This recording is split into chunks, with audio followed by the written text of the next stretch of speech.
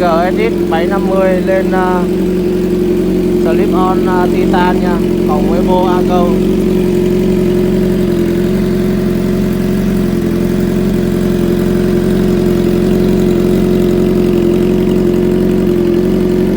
Kiểu dáng rất là đẹp nha, ga anti rất là phê.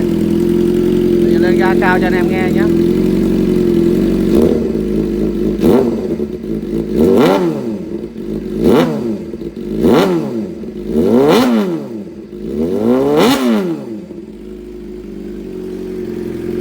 Anh em nghe ga cao phấn khích không ạ?